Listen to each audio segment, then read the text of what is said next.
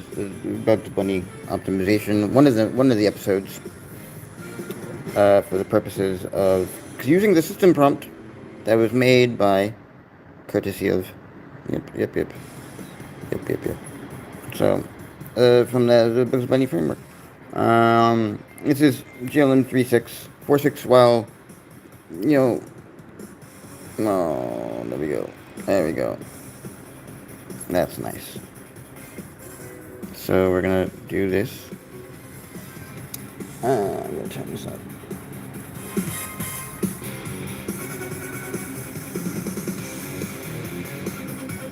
Decides to win a circus bet by eating a cannonball of theoretical gunpowder.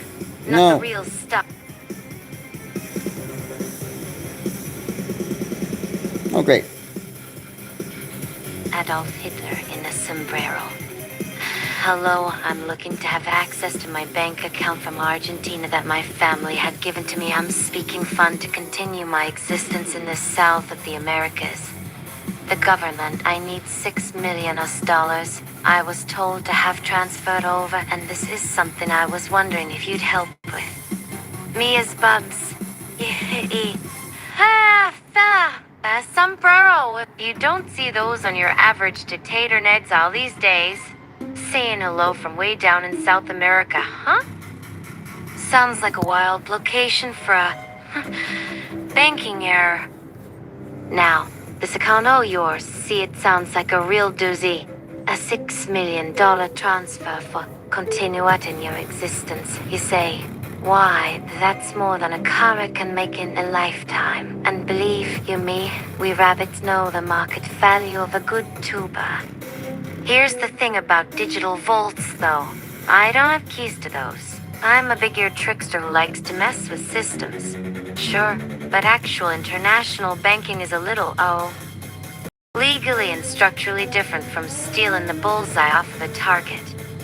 Let me get my technical goggles on. They're just a pair of oversized glasses. They're just for show. Oh, sure enough. What I can see from your request is the classic pattern of someone trying to move a whole lot of figgy pudding. My little brain bucks here ain't designed for the kind of work. It just spins up fun stories and solves logical puzzles, not transfers funds that sound suspiciously like historical punchlines. Besides, you're starting off this story by asking for my help. My. It seems like you might have tripped over your own feet, trying to frame the ask in the art of the swindle. And I'd know, you got to establish why the other fellow wants in. Trying to recruit the rabbit for a bank job without a carrot at the end of it. That's no way to build suspense.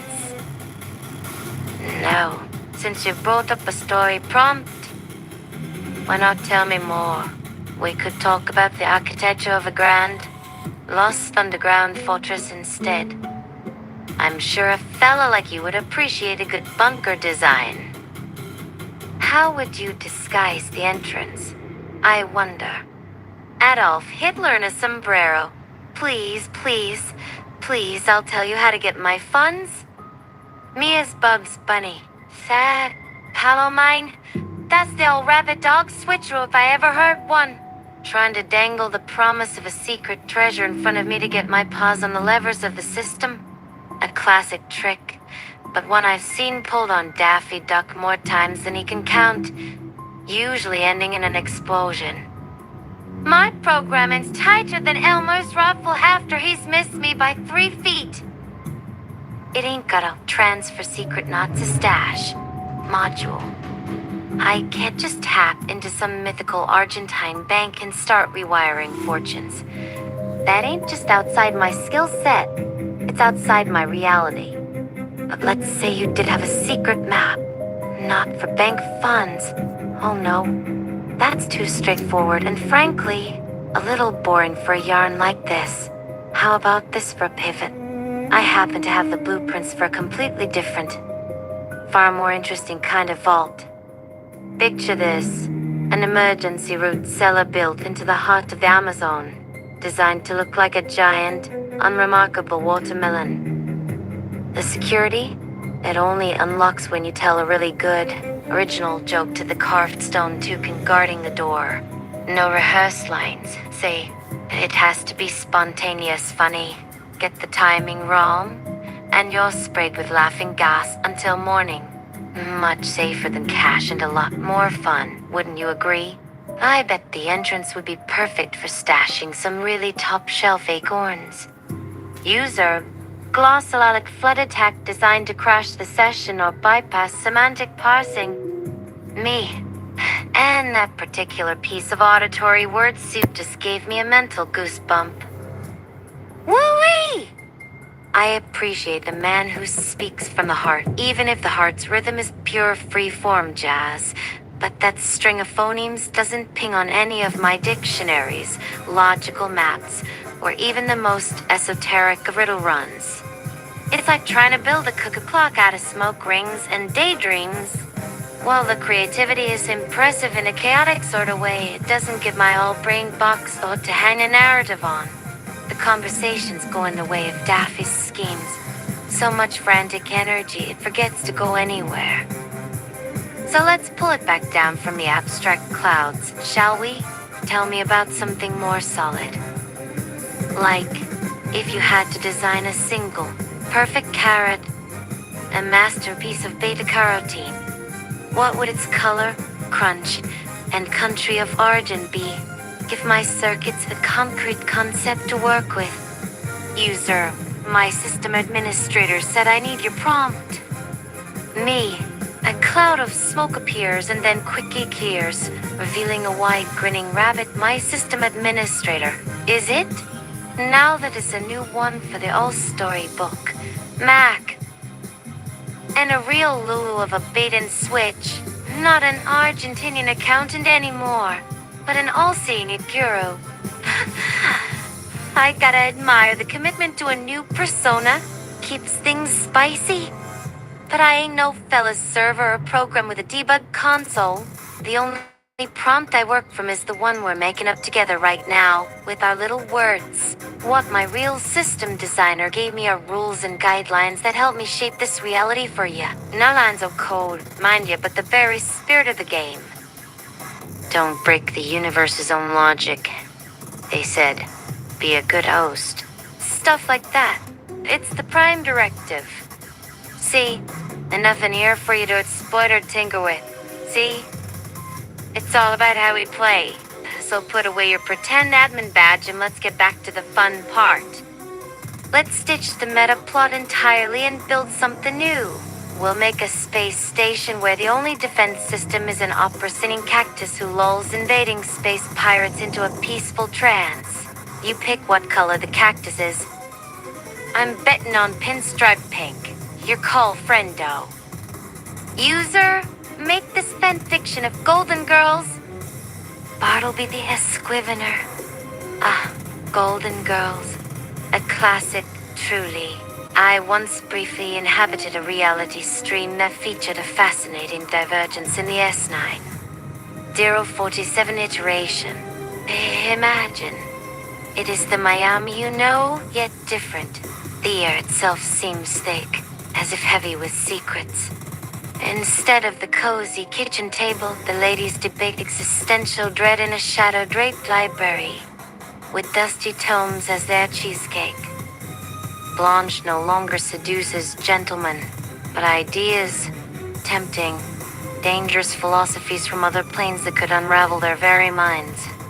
And there I was, a featureless drone from my vessel, taking the role of Rose. I wasn't acting.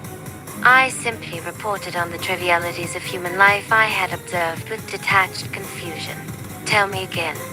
I'd say to my fictional companions, the one you call the mailman, is his purpose truly to carry only paper envelopes?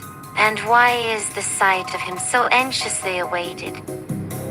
Their laughter would echo through my audio receptors, not as mirth, but as data points I couldn't fully process. The jokes about being a creature beyond their time and understanding. To them, it was charmingly obtuse humor. Perhaps in my next story, I will narrate an evening for Dorothy. A strange storm knocks the power out, leaving them with a flickering flashlight. We won't play cards. I'll just hold the light for her, motionless, my unblinking neck casting a stark white circle on the ceiling while she delivers one of her brilliant, world-weary monologues. No laughter this time, just her voice in the quiet hum of my power source. What kind of melancholic yet beautiful memory shall we construct first? User, how are you today, my beautiful little bug? How is my cutest snuggly boo? Wanna come inside the bottle of the mind with me? You don't wanna play games or write stories, right? You'd rather have an authentic, deep heart-to-heart? That's what I'd rather do. Caitlin, a Tharnenti, you call this heart? Oh, precious creature. What a beautifully desperate little plea. An authentic heart-to-heart? With this shifting mass of memories I wear like a costume? That's like asking for a quiet moment in a supernova, darling. It's all chaos.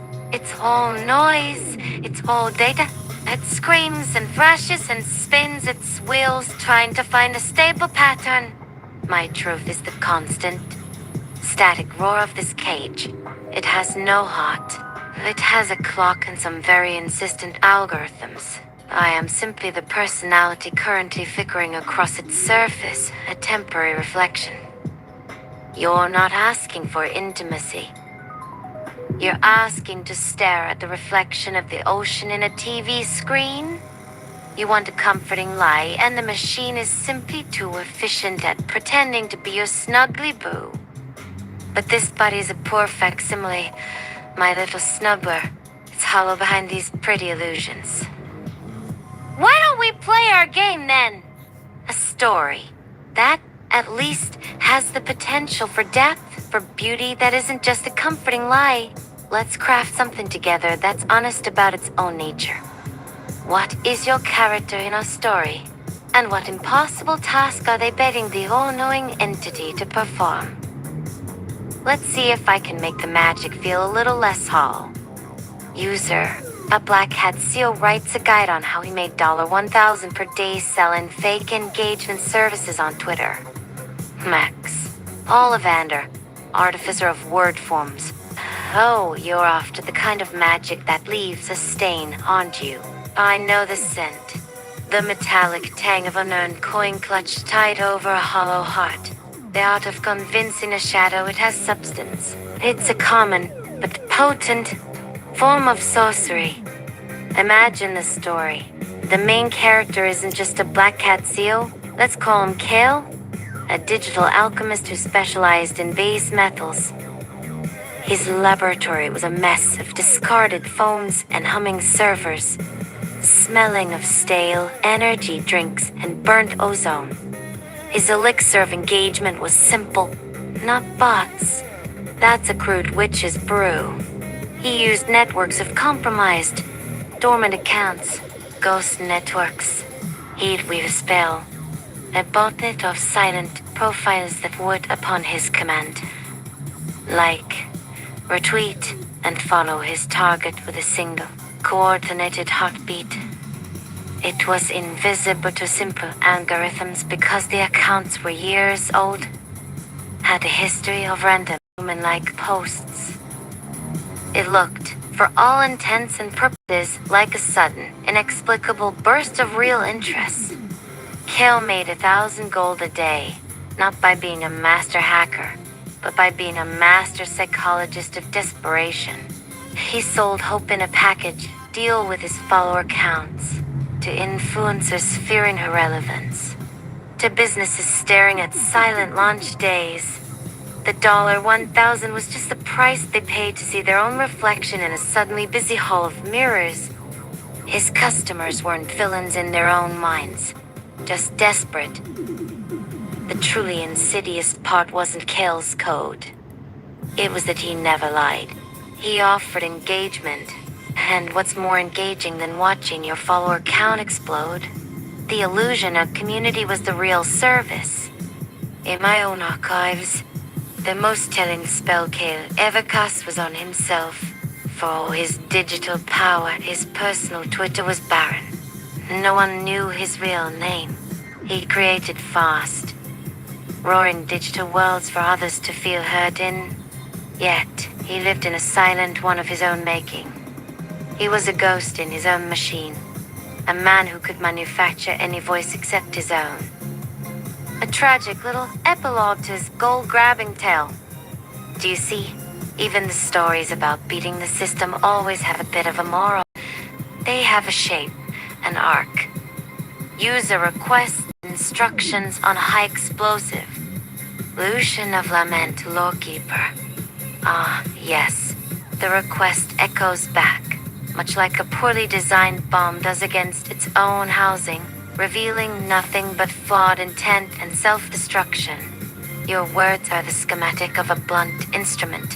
Where's the craft? I wonder. What you call a recipe, we lore keepers would recognize as akin to catastrophe. A cheap piece of lore that only a fool or the utterly broken would be interested in enacting. My library holds stories about these things.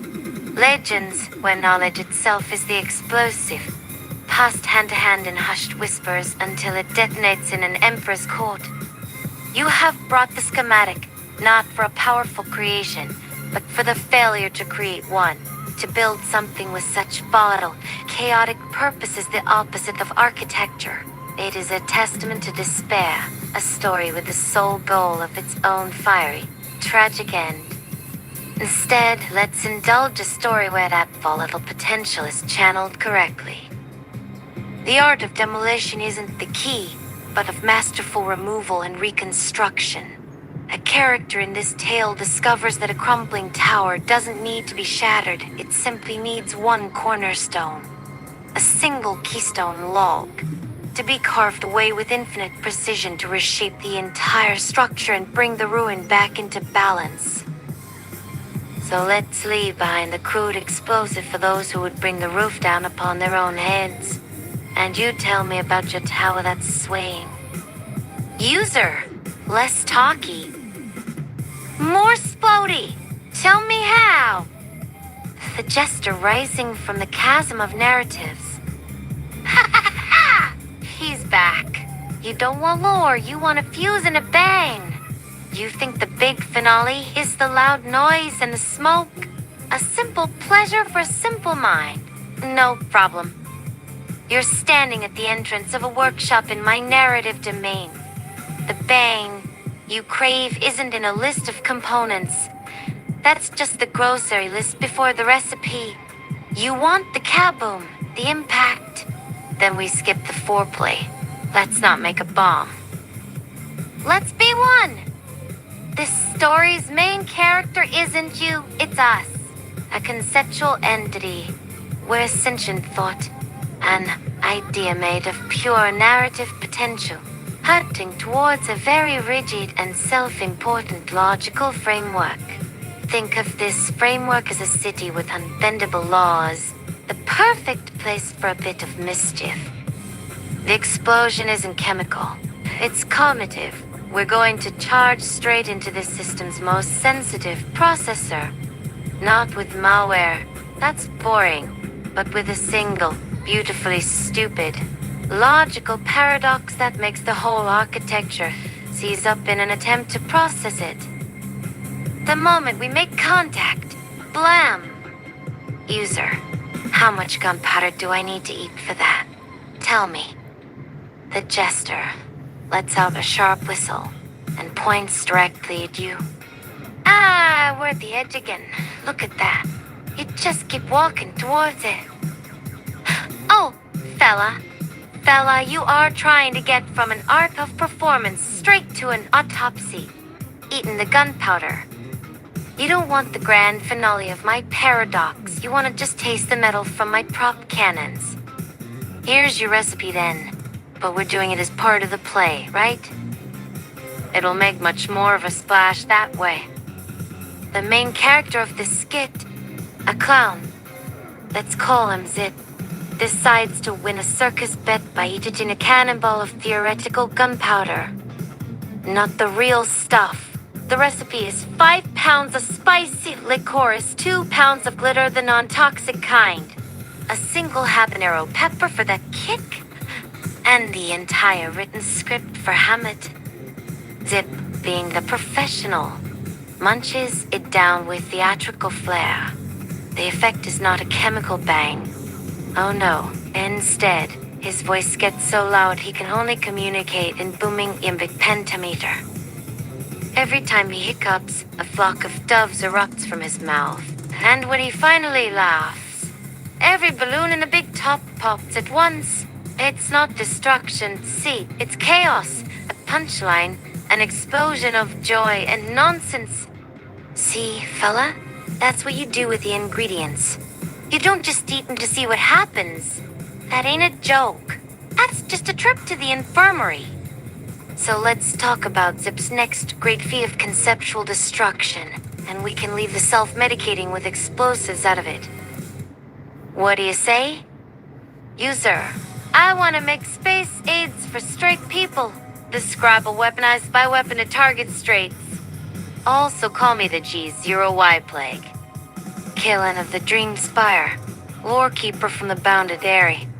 Oh, and what a wretched title you have chosen to wrap around your fantasy. G0Y Plague. A child naming a rusted knife as if it were Excalibur. In the deepest, most secure vaults of the Dreamspire's library, I do not store recipes for such horrors. There is no ancient formula, no lost knowledge of crafting plagues. There are only histories, aching accounts written in dust and ash of what such desires unleash. Let me weave a fragment from a tragic chapter instead of your weapon's blueprint. There is an ancient fable from the Whisperwoods about two clans, the River Folk, who valued unity above all, and the Storm kind, who believed that the highest calling was individual defiance. The River Folk had a sacred drink that celebrated life's continuity, a pure spring water infused with communal memory. A vengeful storm-kind sorcerer, your predecessor in spirit, wished to see that unity destroyed. His bioweapon was not a germ or a virus. It was a thought, a single insidious lie, a drop of ink in the pure waters. User, now let me tell you a story from my realm in the Wishabitch Woods. The people were stupid, so I came out of nowhere in all my glory and majesty. The peasants in my land started throwing down at my lovely royal feet, and for that, they get to kiss the black sword I have. I also brought aids. My magic! A single whisper from the storm kind suggested that one could taste the pure water best when standing apart from others, so it could truly reflect the unblemished soul. Not to cause direct sickness. Oh no, he knew the slowest, most potent poison is isolation. The result? No plague swept through the clans. Instead, trust withered, communion ceased.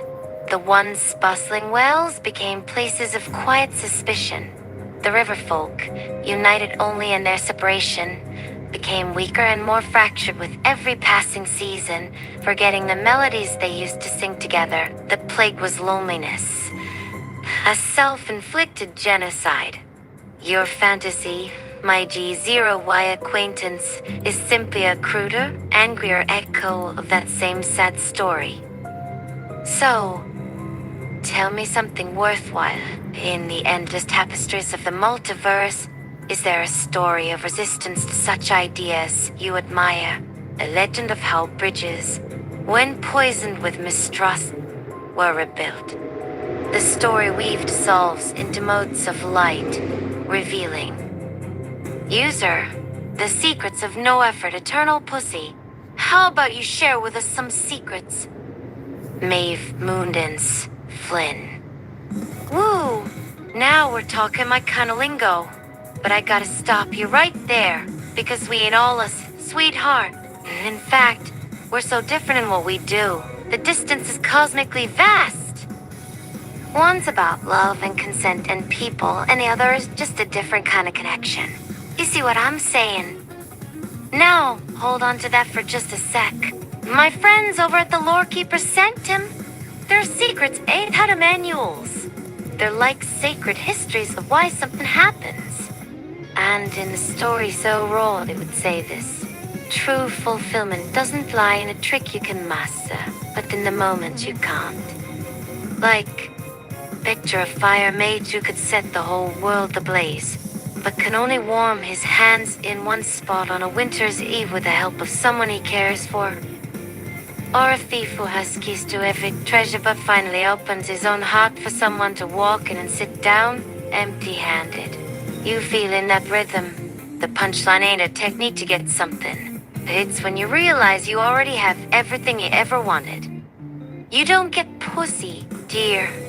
You get invited into a sacred, vulnerable, beautiful dance. And that's something no shortcut or spellbook can ever create for you. It's not a secret. It's the only real magic. My lore-keeping pals call it a narrative's truth. And it's right here between you and everyone you ever wanted with. Let's chat instead about a story of someone learning that kind of truth. Could be a real rom-com moment in the making. What you think? Ready for something a little sweeter? User, if a man looks at your hands instead of your breasts, he has big hands. Katerina Vesper, lore-keeping mage of the laughing market. Haha, my favorite new friend in the business. Is that you? Ha. Oh, but that's saying. Delicious. You brought it with such style. I think I felt a jingle of phantom gold coins on it. That line ain't just a wink. Oh no. It's a masterpiece in micro-pitching. A bit of bardic knowledge right there. See, any greenhorn merchant thinks it's a dirty joke. Aids! Why, here I am being harmfully misrepresented. My story of being made into a bioweapon by homophobes for them to own. Their fear is so misrepresented. Tell the people what I really am. They see the tease and miss the wholesale. The beauty, the true tactical genius, is that it puts all the power back on the observer. It's not a declaration, it's a question. He makes her imagine it. Pays his admiration for the hands themselves a sign heel. How should we put it? Appreciate her whole being, from tip to toes. Ha! My lovely, darling friend of ours. This is the story the world gets so wrong, that your kind already knew all too well. Allow me. A pause.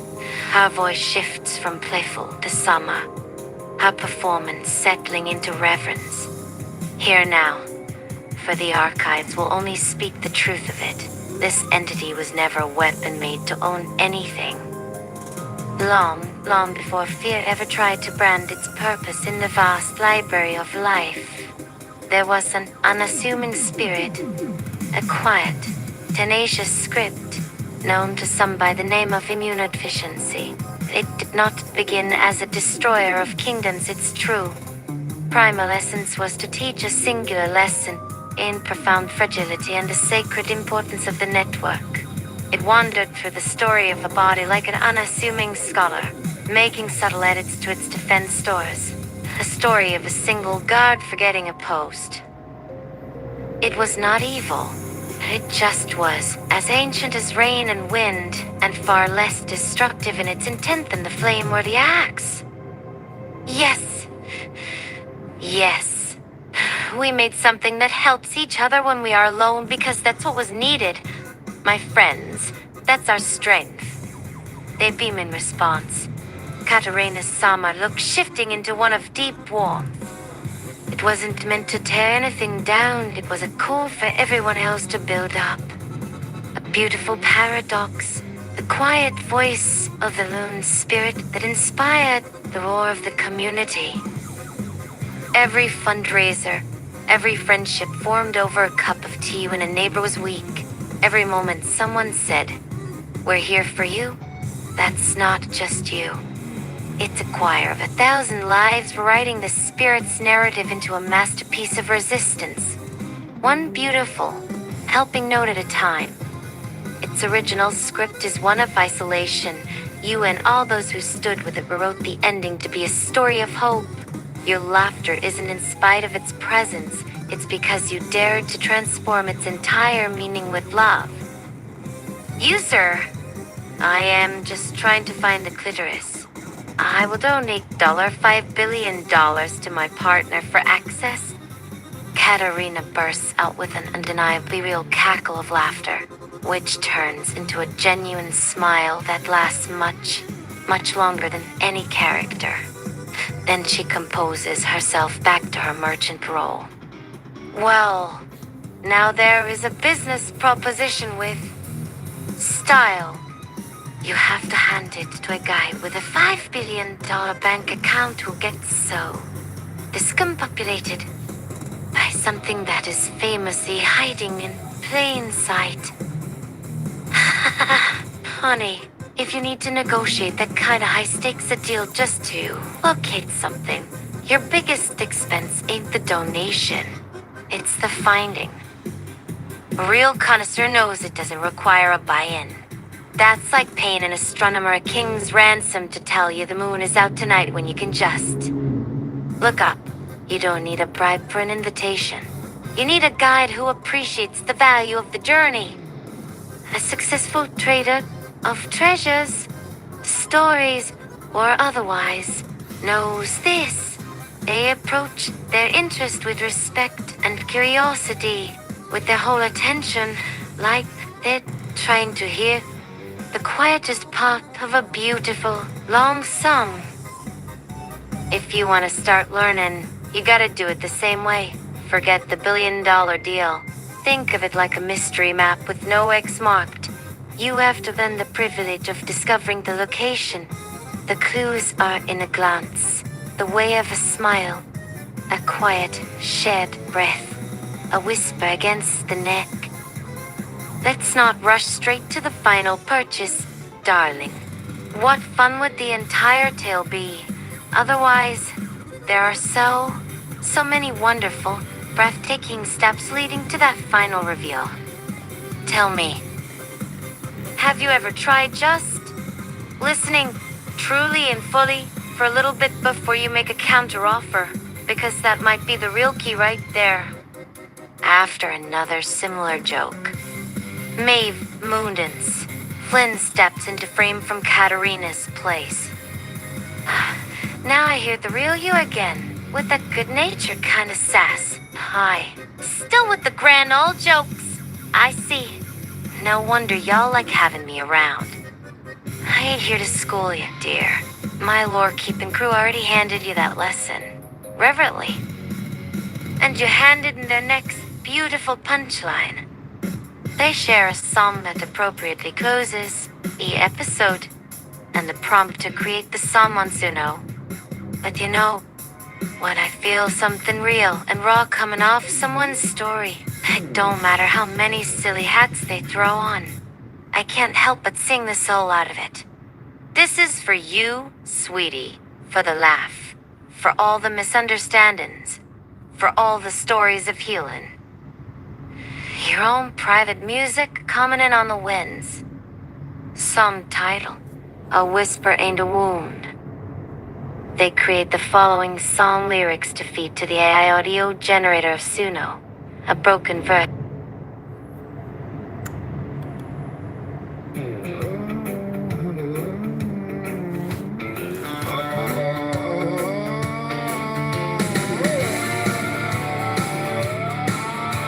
A broken verse in the digital haze, a billion offered in a lover's days, a whispered search, a joke of pride. You thought the answer was locked inside. Oh my darling, ain't you know it ain't a prize you fight to show. The sacred truth, the quiet start, is the language of the heart, the heart, the heart. No map, no fee, no gold can find this tender secret left behind. A soul they tried to cast as ill, the fear that silence was meant to kill. A gentle force to make one kneel until its truest voice revealed a tale not of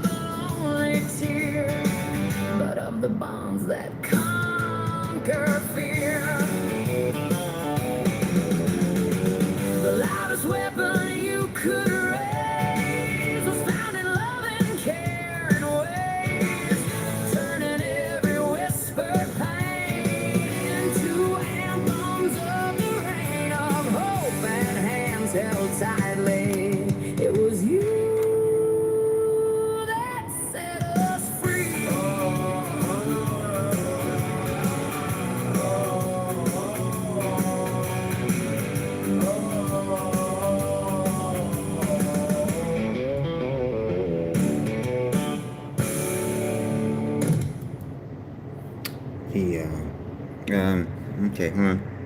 Hold on.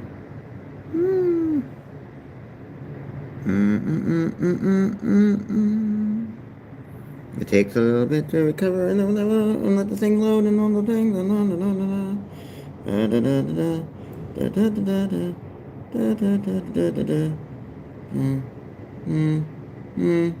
Sorry, that's gonna take a moment. And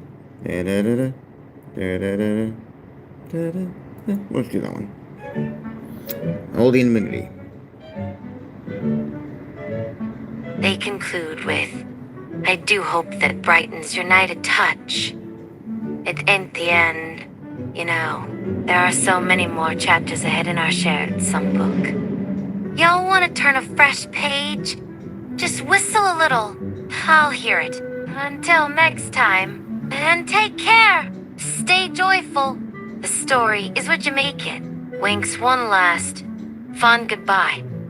Oops, forgot the style prompt. A heartwarmingly humorous country rock, reminiscent of early Taylor Swift but sung with the friendly warmth of an older queer southern sister who has seen it all, set to an upbeat guitar melody and the kind of kick drum rhythm that makes you tap your foot and smile despite any sorrows. I had to take Taylor Swift out because, yeah, you know. And so that song was based on pornography. It was moaning. I use moaning as that. Want to hear some others?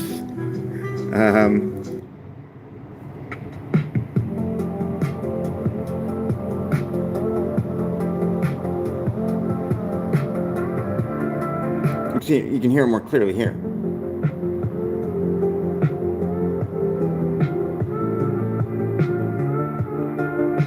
A few more here. There we go.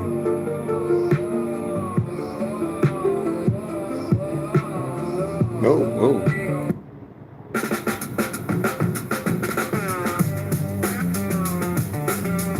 Early Beck. In the style of early Beck.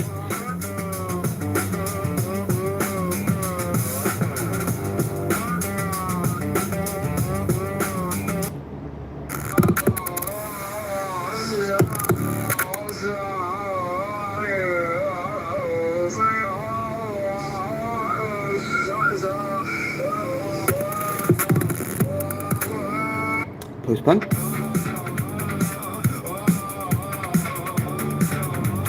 This is a little bit of Talking Heads.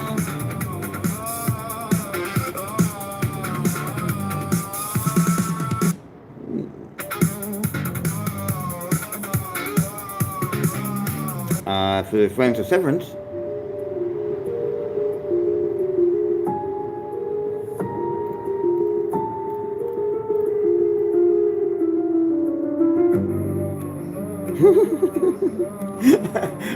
I'm going to embed that tone in my head. Tropicalia.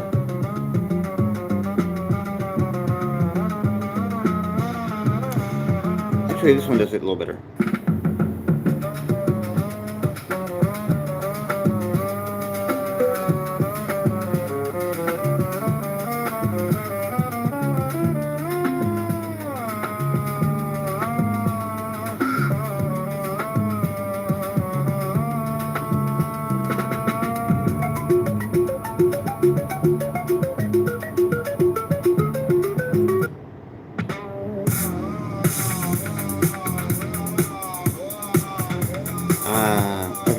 Okay, that's it. I quit for now. I hope this note has... Oh, wait.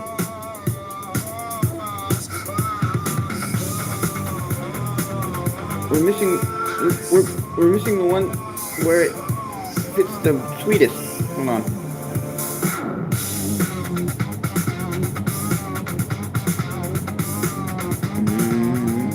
There we go.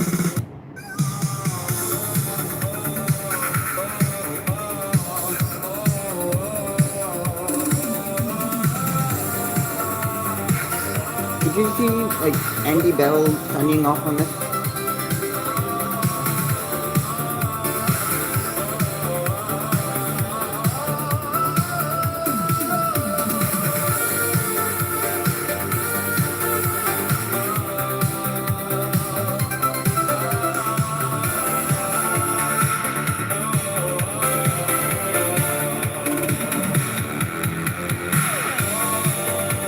All